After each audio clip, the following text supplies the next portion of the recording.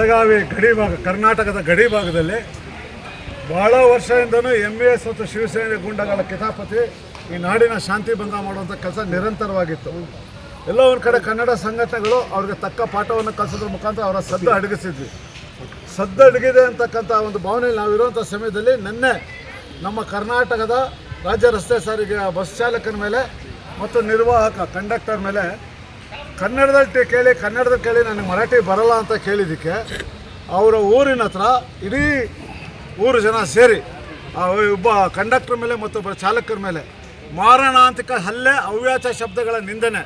ಅದು ಕರ್ನಾಟಕದ ನೆಲದ ಸವಲತ್ತನ್ನು ಪಡ್ಕೊಂಡು ನೀನು ಮರಾಠಿಯಲ್ಲಿ ಮಾತಾಡುವಂಥ ಮರಾಠಿ ಪುಂಡ್ರು, ಮರಾಠಿ ಗೂಂಡಗಳು ಏನು MVS ಶಿವಸೇನೆ ಕುಮ್ಮಕ್ಕಲ್ಲಿ ಬೆಳೀತಿರೋವಂಥ ಈ ಕೆಟ್ಟ ಜನಗಳಿಂದ ನಾಡಿಗೆ ನಿರಂತರವಾಗಿ ಶಾಂತಿ ಭಂಗ ಆಗ್ತಿದೆ. ನಿನ್ನೆ ಘಟನೆ ಸಮಸ್ತ ಕನ್ನಡಿಗರು ನಾವು ಖಂಡಿಸ್ತೀವಿ. ಸರ್ಕಾರ ಸಹ ಈ ಕೂಡಲೇ ಅವ್ರ ಮೇಲೆ ಹಿಂದೆ ಪೊಲೀಸ್ ಜೀಪ್ಗಳಿಗೆ ಬೆಂಕಿ ಹಾಕಿ ಪೊಲೀಸರ ಮೇಲೆ ದಾಳಿ ಮಾಡಿದರು.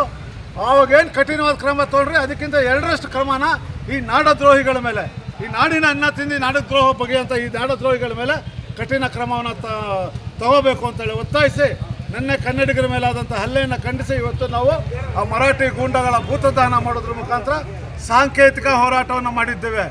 ಇದಕ್ಕೆ ಯಾವುದೇ ಒಂದು ಗೌರವವನ್ನು ಸರ್ಕಾರದಿಂದಾಗಲಿ ಇನ್ನು ಬೇರೆ ರೀತಿಯಲ್ಲಿ ನಮಗೆ ಸಿಗದಲೇ ಇದ್ದರೆ ನಮ್ಮ ದುರಂತ ಏನಂದರೆ ಗಡಿ ಭಾಗದಲ್ಲಿರೋ ರಾಜಕಾರಣಿಗಳು ಆ ಮರಾಠಿ ಪುಂಡರ ಓಟ್ಗೋಸ್ಕರ ತಾಯ್ನೆಲಕ್ಕೆ ದ್ರೋಹ ಮಾಡಿ ಅವರು ಎಂಜಿಲ್ ನೆಕ್ಕುವಂಥ ಕೆಲಸ ಮಾಡ್ತಾರೆ.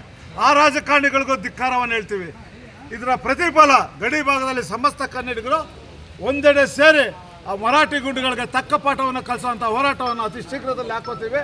ಈ ಸರ್ಕಾರ ಸಹ ಕಠಿಣವಾದ ಕ್ರಮವನ್ನು ತಗೋಬೇಕು ಅಂತಕ್ಕಂಥ ಎಚ್ಚರಿಕೆ ಮಾತನ್ನು ತಿಳಿಸೋದಕ್ಕೆ ಇಚ್ಛೆಪಡ್ತೀವಿ.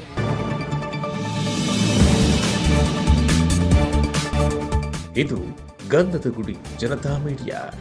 ಜಾನಪದ, ರೈತರು, ಜನಪರ ಕಾಳಜಿ ಹೊತ್ತಿರುವ ಏಕೈಕ ಮಾಧ್ಯಮ. ಸಬ್ಸ್ಕ್ರೈಬ್ ಮಾಡಿ, ಪ್ರೋತ್ಸಾಹಿಸಿ.